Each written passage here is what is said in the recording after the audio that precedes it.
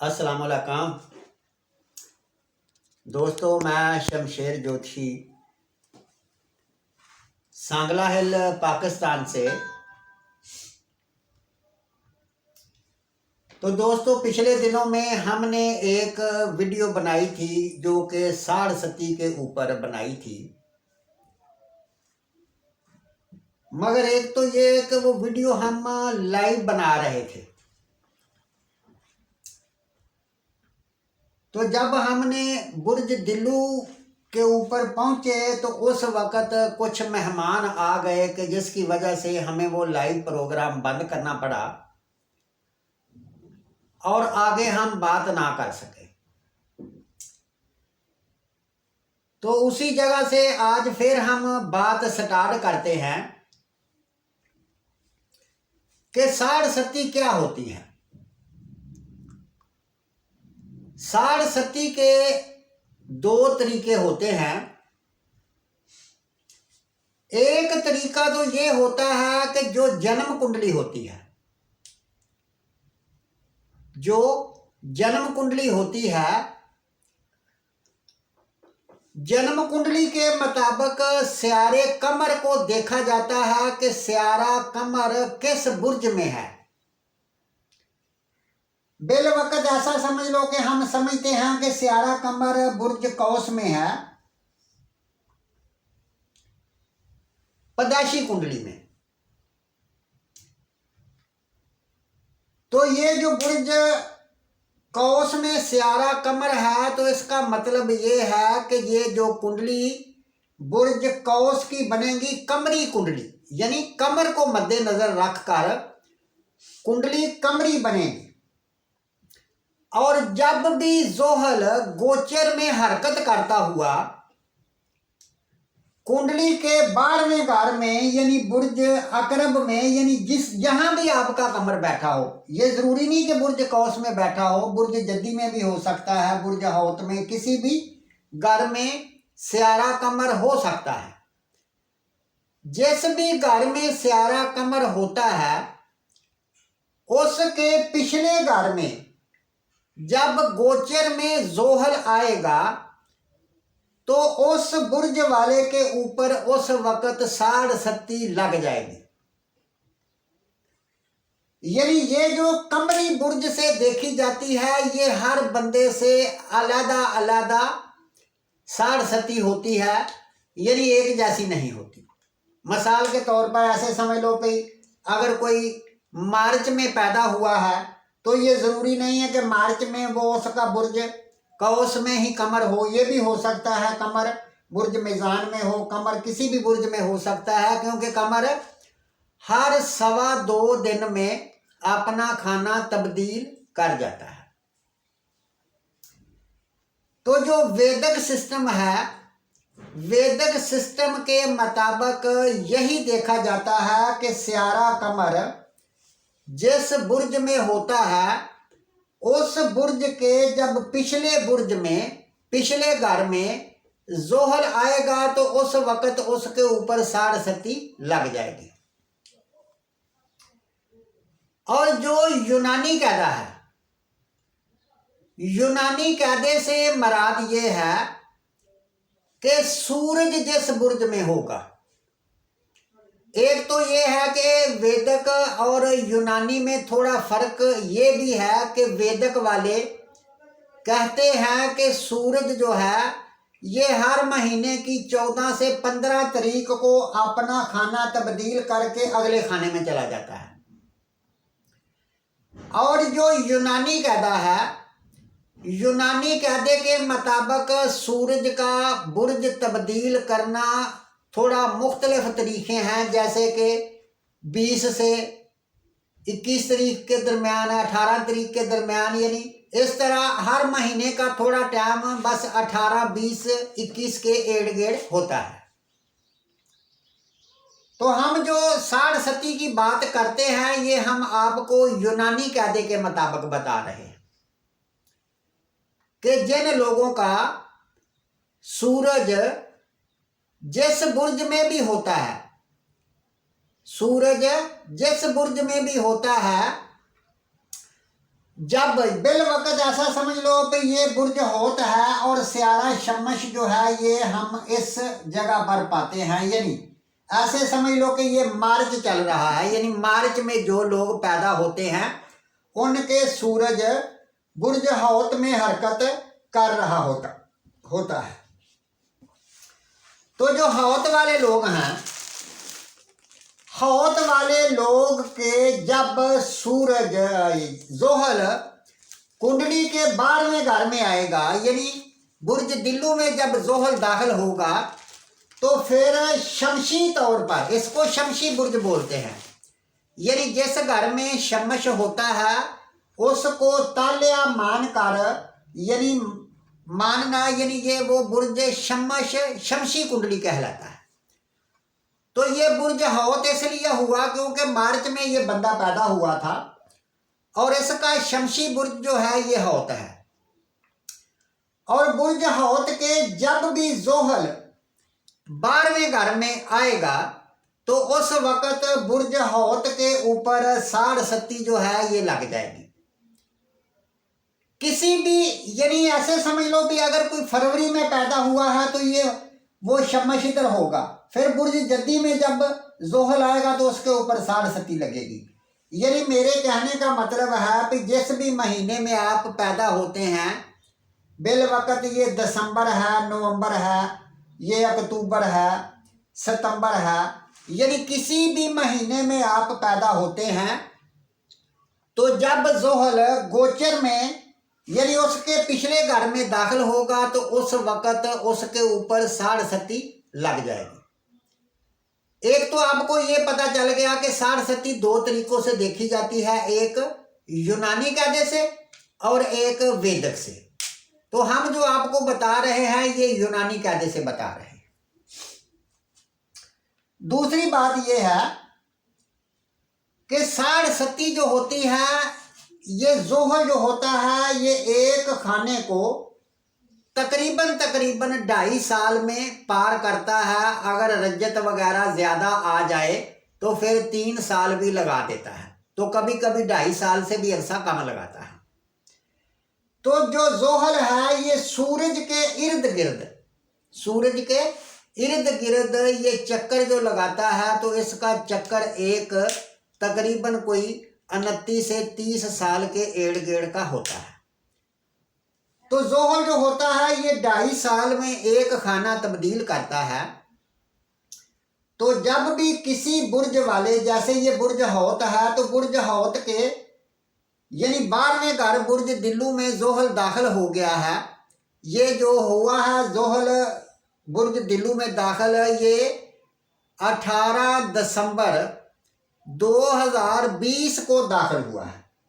तो ये 2.5 साल इस खाने में लगाएगा और फिर 2.5 साल इस खाने में लगाएगा, 2.5 और 2.5 5 साल हो गए, और फिर ये 2.5 साल खाना नंबर 2 में लगाएगा। जैसे ये खाना नंबर 1 हम वैसे मानेंगे, वैसे ये बुर्ज होता है नंबर 12 है इसका।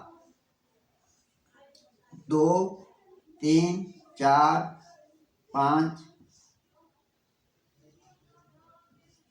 6 7 8 9 10 11,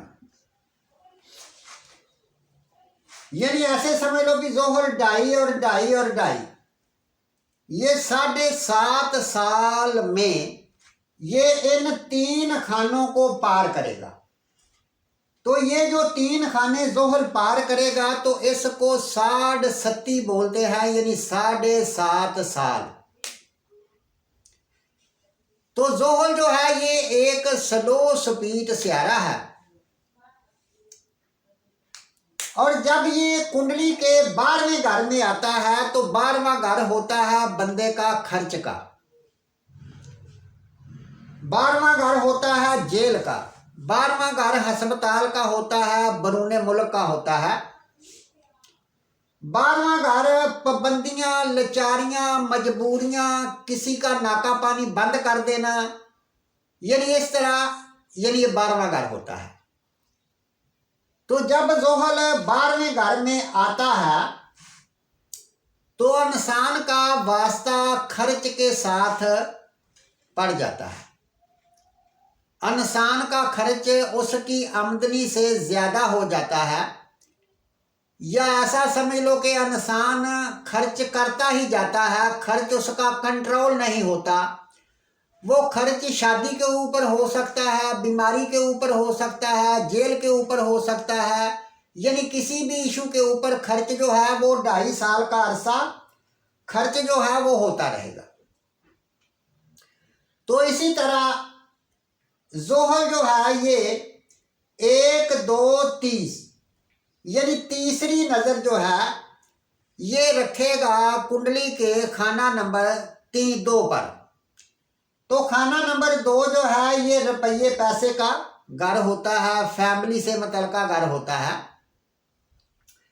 तो जब हम यूनानी और वेदिक का थोड़ा फर्क और भी बता दूं कि यूनानी में सियारे ज़ोहल की 3 नजरें होती हैं, यानी यहां ज़ोहल बैठा होता है वहां से तीसरे खाने को, और वहां से 7वें खाने को, और वहां से 10वें खाने को। यानी इन 3 खानों को ज़ोहल जो होता है ये देख रहा होता है। जैसे ज़ोहल यहां से इस खाने को देखेगा, ज़ोहल इस खाने को 7वीं नजर से देखेगा, और इस खाने को 10वीं नजर से देखेगा। ये है वेदिक का सिस्टम। मगर यूनानी के कायदे में, यूनानी का जो कायदा है इसमें ज़ोहल की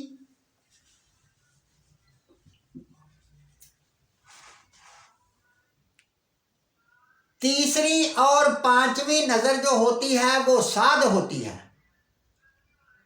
चौथी और 7वीं नजर जो होती है वो नहस होती है। ये यूनानी का कहता है।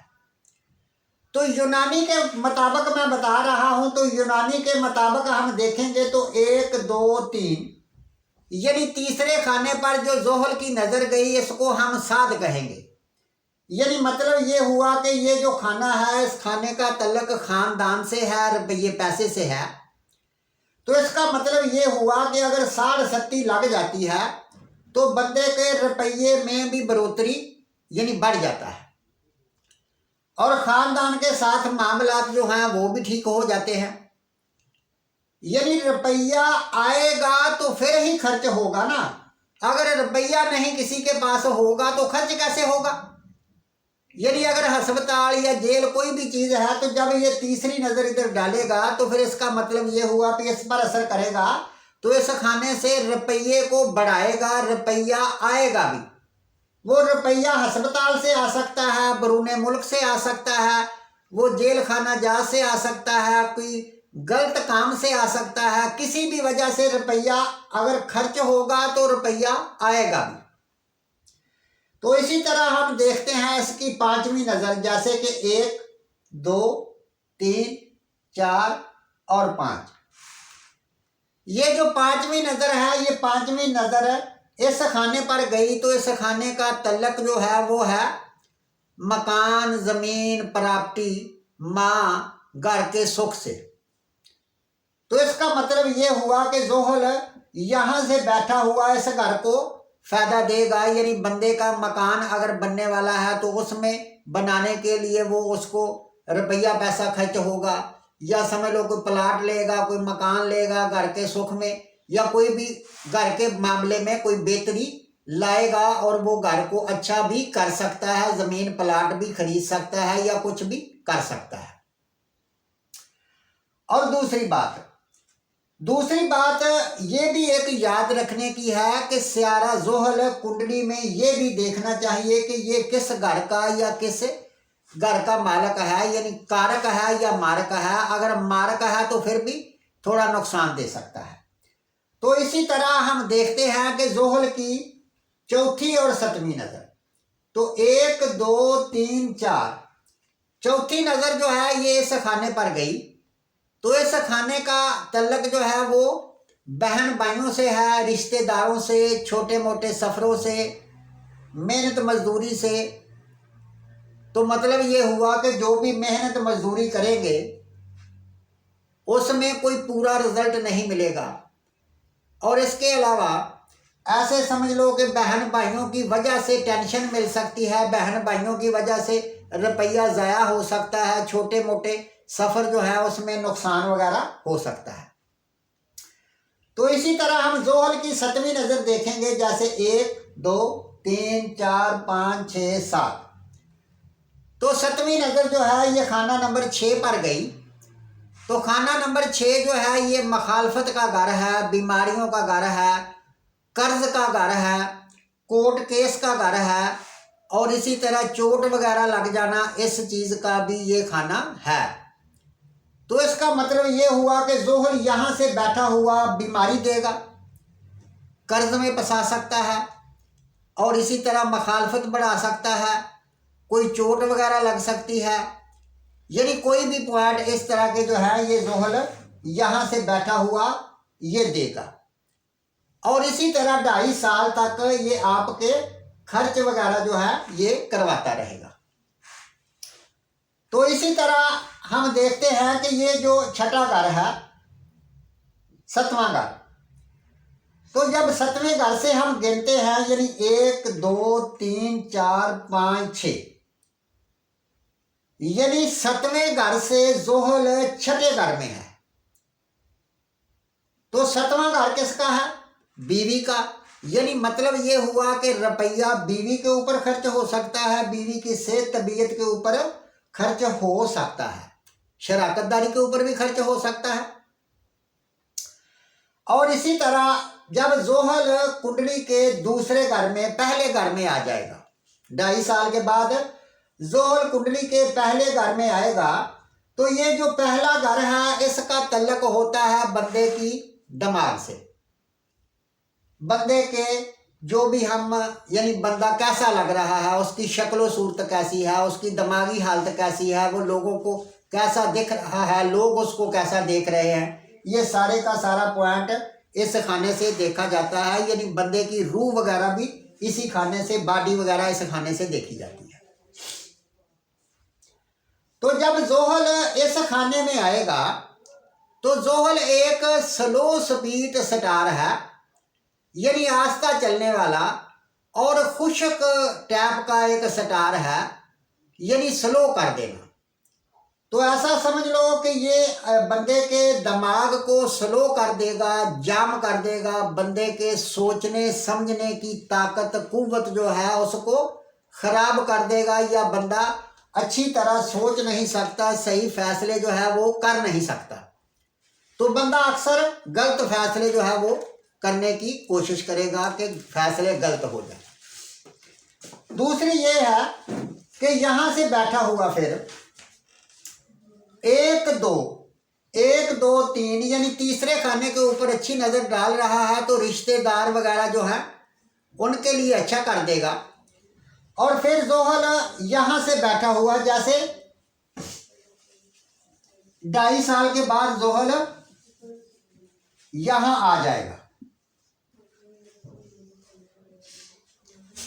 तो इसकी चौथी नज़र जो है ये खाना नंबर 4 पर जाएगी, जैसे 1 2 3 4। तो चौथी नज़र जब खाना नंबर 4 पर जाएगी, तो चौथे खाने का तल्लक है ज़मीन से, प्रॉपर्टी से, मकान से, घर के सुख से, घर के किसी फर्द से, माँ से। तो सबसे पहले तो ये है कि ज़ोहल बंदे की माँ को मार सकता है, और इसी तरह ज़मीन, प्रॉपर्टी, मकान जो है अगर आपका, तो वो आपके हाथ से निकल जाएगा, यानी आप बेच देंगे। आप सोच रहे होंगे कि यार ये मकान मैं बेच दूं, या ये ज़मीन बेच के मैं किसी और जगह चला जाऊं। क्यों? कि ये जो जगह है ये आपकी जाए पैदाइश से भी तल्लक रखती है।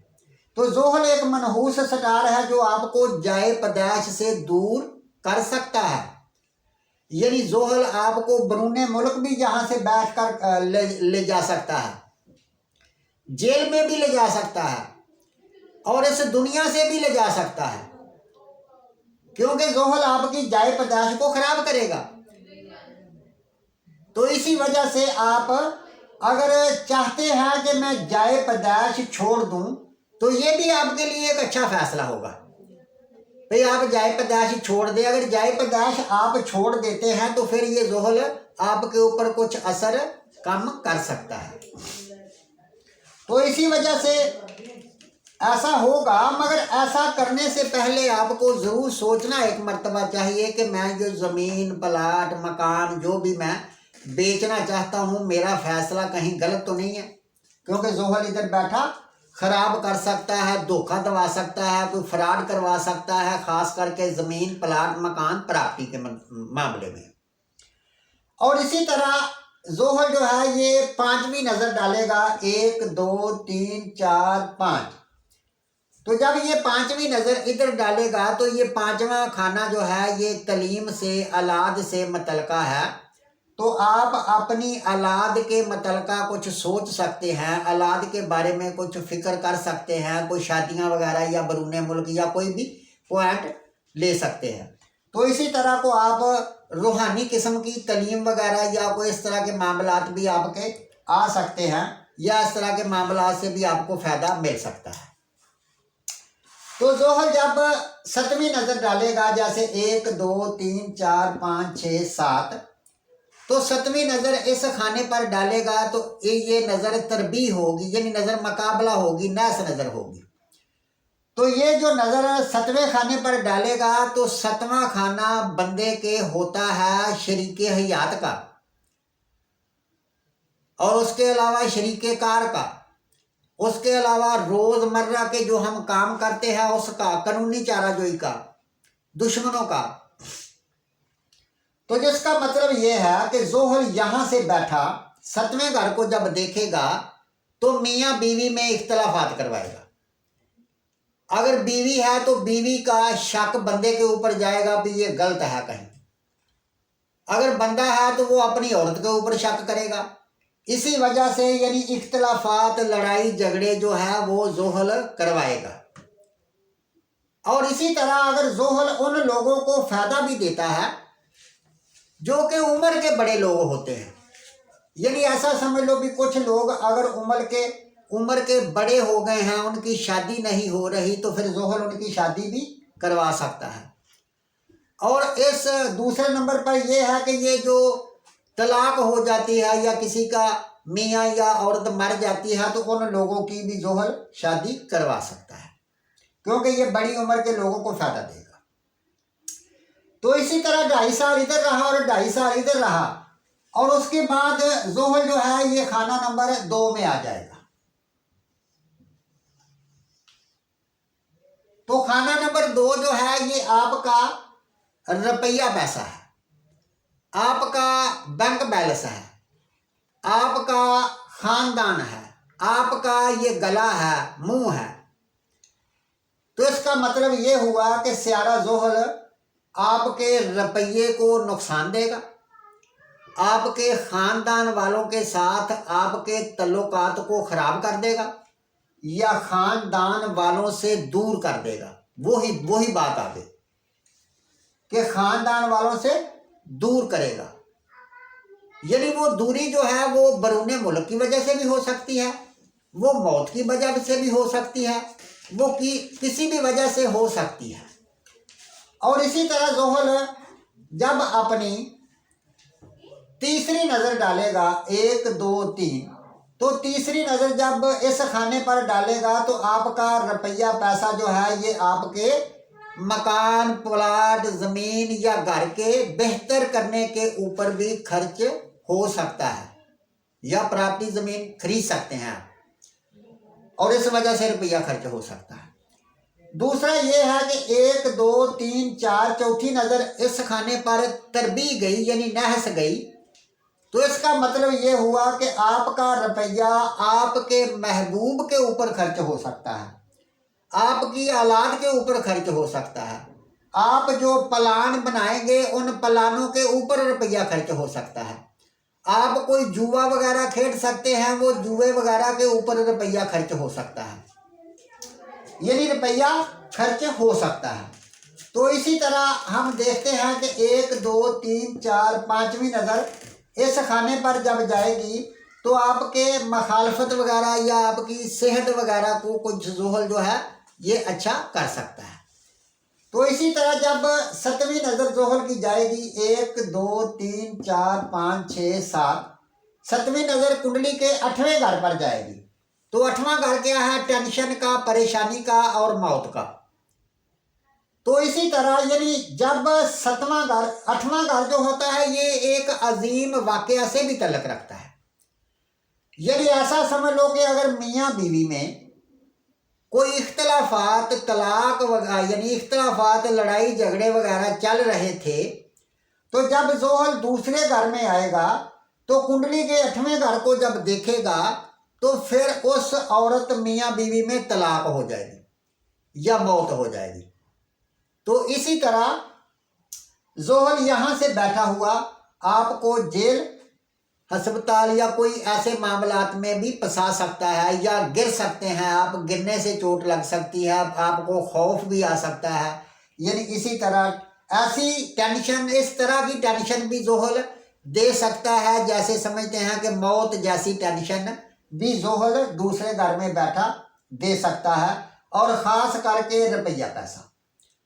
तो इसी तरह जब ज़ोहल इन 3 घरों में से गुजरता है तो फिर ऐसा समझ लो कि लोग उसके ऊपर अतबार नहीं करते, और वो बंदा जो होता है जिसके ऊपर साड़ सती लग जाती है, उसके जो काम होते हैं वो काम नहीं होते। यानी कामों में रुकावट, हर मामले में वो रुकावट आना शुरू हो जाती है। यानी रिश्तेदार उससे दूर हो जाते हैं, दोस्त उससे दूर हो जाते हैं, लोग उसकी बात पर अतबार नहीं करते, कहते हैं बस ऐसे ही आदमी है। और वो बंदा सोचता है कि मेरे ऊपर ना किसी ने कोई जादू कर दिया है जिसकी वजह से मेरे काम रुक गए हैं, मेरा सारे का सारा मामला ख़राब हो गया है, और पहले से उसके ऊपर वो दिन जो होते हैं यानी ज़ोहल की वजह से वो बुरे चल रहे हैं। तो वो बुरे दिन चलने की वजह से वो अब बुजुर्गों, बाबों, और मेरा मतलब ये काले जादू, ये उनके पास वो फिर जाना शुरू कर देता है, भाई यार ये मेरे ऊपर किसी ने जादू कर दिया है, मेरा तो काम बंद हो गया है। तो फिर वो जो लोग होते हैं ऐसे लोगों को फिर वो खूब लूटते हैं, क्योंकि उसके तो पहले से ही दिन बुरे चल रहे हैं, उसका तो नुकसान होना ही होना है, तो वो फिर लोग उसको लूटते हैं। तो मेरे दोस्तों, मेरा मतलब ये नहीं, मेरा मतलब ये है कि आप अपनी कुंडली जो है वो चेक करवाएं। जब कुंडली चेक करवाएंगे तो आपको खुद ब खुद पता चल जाएगा कि मेरे ऊपर कौन सा सियारा हरकत कर रहा है, कौन सा दौर चल रहा है, क्या मेरे ऊपर हो रहा है, और उसका मैं क्या करूं और क्या ना करूं। यदि अगर आप अपनी मर्जी से ही भागेंगे तो फिर ऐसा ही जो मैं बता रहा हूं कि आप फिर यानी फराड, अपने आप को फराड लगवाएंगे लोगों से। आमलों के पास ये पीर, जाली पीर जो हैं या वगैरह वगैरह जितने भी लोग हैं वो बंदे को लूटेंगे और कहेंगे कि आपके ऊपर जादू, वाकई को बहुत बड़ा जादू हो गया है, और इसी तरह वो आपसे जो आपका माल रोकड़ा होगा वो ले जाएंगे। कुछ लोग मैंने ऐसे देखे हैं कि जब साड़ सती लग जाती है तो बंदे बीमार हो जाते हैं, वगैरह वगैरह हो जाता है, तो ऐसे लोग भी फिर बजाय किसी इलाज करवाने के वो आमलों के पास जाते हैं या किसी के पास जाते हैं, ये दम दरूद करने वालों के पास भी, यार ये मुझे फलां बीमारी लग गई है तो इसका दम कर दो, इसका फलां कर दो। तो मेरे दोस्तों, इस तरह के झांसे से आप बचने की कोशिश करें। समझदार हैं, ये बहुत एक तेज़ी का दौर आ गया है, तो इस तेज़ी के दौर में भी अगर आप जाहलियत की तरह ज़िंदगी गुजार रहे हैं और अभी भी आप जाहल हैं और इन लोगों के पीछे फिर रहे हैं, तो फिर मैं समझता हूँ कि फिर आप अपने आप को सुधार नहीं सकते। तो इसके साथ ही दोस्तों इजाज़त चाहता हूँ, अगली वीडियो में इंशाल्लाह फिर हाज़िर होऊंगा। अल्लाह हाफिज़।